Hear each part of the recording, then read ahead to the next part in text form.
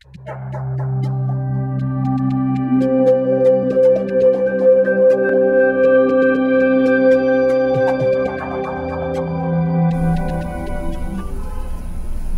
Lord be with you.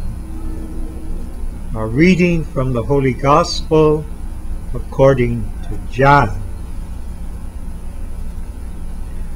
On the first day of the week, Mary of Magdala came to the tomb early in the morning, while it was still dark, and saw the stone removed from the tomb. So she ran and went to Simon Peter and the other disciple whom Jesus loved, and told them, "They have taken the Lord from the tomb, and we do not know where they put him."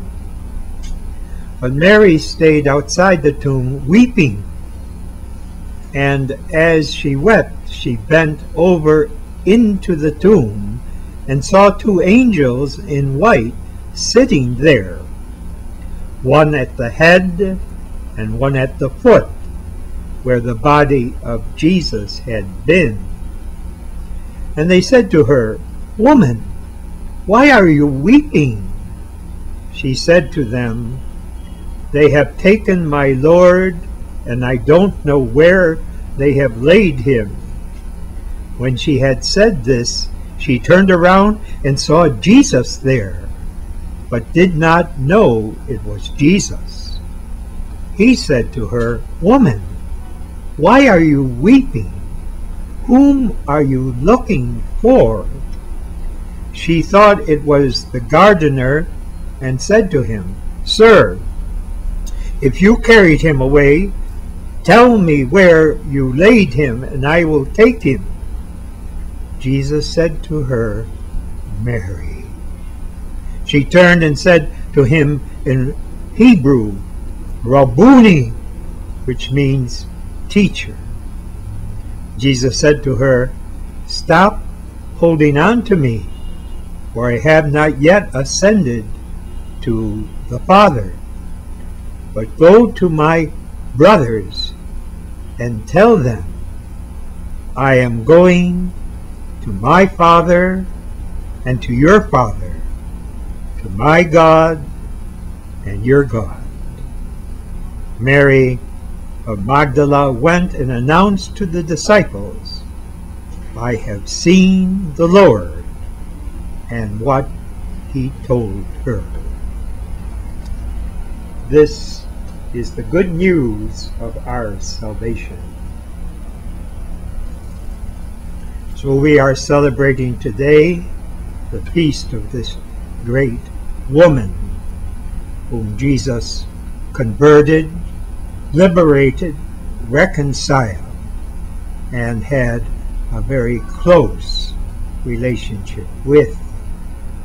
He was a dear sister to him, as we find in today's gospel. We know that she was privileged as one of the three women, as well as the beloved disciple who stood at the cross and experienced Jesus dying in agony, nailed to a cross after being tortured. Now, we personally cannot experience what she experienced. Not only are we not living in 2,000 years ago, not only did we not see Jesus during his earthly mission, but she was a personal friend and experienced his passion and his death as only a personal friend could do. And so we can imagine her depression, her pain, her agony after Jesus died. But as a woman and as a dear friend, she wanted to take care of that body. It was a symbol of their love. And therefore, it wasn't properly prepared in the haste on Friday because of the Sabbath.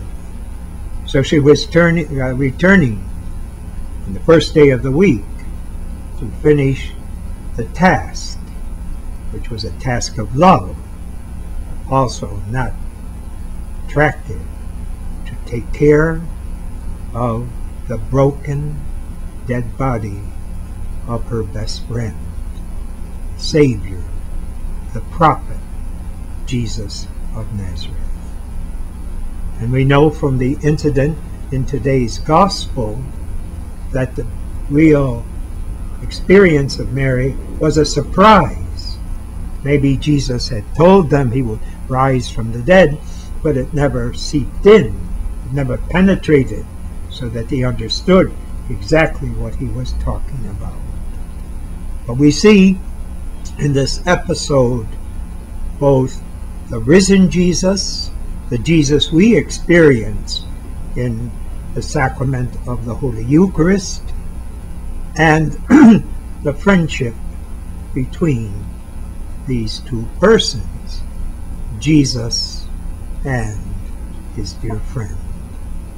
Because what penetrated to her heart and was a mystery that she could not process or understand was the risen Jesus, not just coming back from the dead, but living a whole new life, the risen life, called her by her name.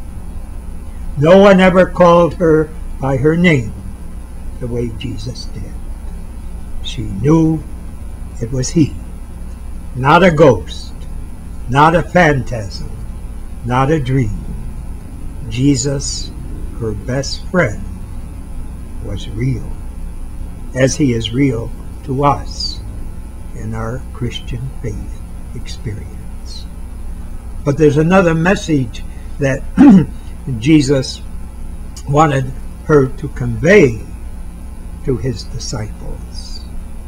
At the Last Supper, in the intimacy of the first sacred liturgy of the sacrament of the Holy Eucharist, Jesus said to his disciples at the table, "I no longer call you servants, I call you friends, because a servant doesn't know what his master is thinking.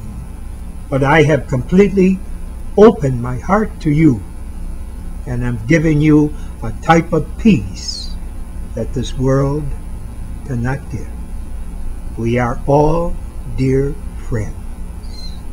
But after Jesus rose from the dead on Easter Sunday, he tells Mary Magdalene in today's gospel, "Go tell my brothers that I am going to my God and their God, my Father and their Father." No longer friends, but members of the same family, as St. Paul tells us in the Epistle to the Romans.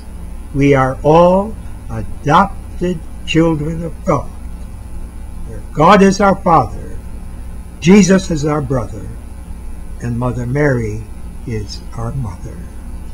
This was the good news that Mary would share with the disciples because of her intimate, overwhelming, mysterious, and liberating healing experience, especially when the risen Jesus called her by name.